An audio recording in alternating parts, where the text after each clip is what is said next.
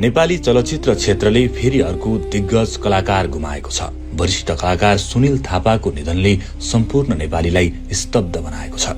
नेपाली चलचित्रमा राते काइला उपनामले चिनिने थापाको शनिबार बिहान थापाथली स्थित नर्विक अस्पतालमा हृदयघातका कारण निधन भएको हो। 65 वर्षीय थापालाई शंखमूल स्थित निवासमा स्वास्थ्यमा अचानक समस्या देखिएपछि उपचारका लागि अस्पताल लगिएको थियो। अस्पतालमा उपचारकै क्रममा उनको निधन भएको पारिवारिक स्रोतले जनाएको छ। लामो समयदेखि नेपाली तथा भारतीय चलचित्र क्षेत्रमा सक्रिय थापा विशेष गरी खलनायकको भूमिकाका लागि चिनिन्थे। सन् 1981 मा बलिउड फिल्म एक दूजे के लिएबाट अभिनय यात्रा शुरू गरेका उनले चिनो, आगो जस्ता सयौं नेपाली चलचित्रमा यादगार अभिनय गरेका छन्।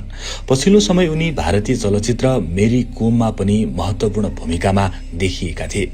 थापाको निधनप्रति नेपाली चलचित्र कर्मीहरूले दुःख व्यक्त गर्दै भावपूर्ण श्रद्धाञ्जली अर्पण गरिरहेका छन्।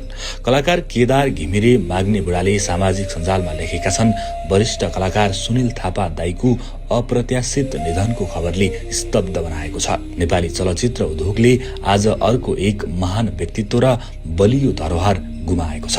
भावपूर्ण श्रद्धाञ्जली दाइ। थापाको परिवारका सदस्यहरू भारतको मुम्बईमा बस्दै आएका छन् भने उनी काठमाडौँको शंखमूल स्थित अपार्टमेन्टमा एक्लै बस्दै आएका थिए। उनको निधनले नेपाली चलचित्र क्षेत्रले एक कुशल र प्रभावशाली कलाकार गुमाएको छ। वरिष्ठ कलाकार सुनिल थापाप्रति यूएस खबर हार्दिक श्रद्धाञ्जली व्यक्त गर्दछ।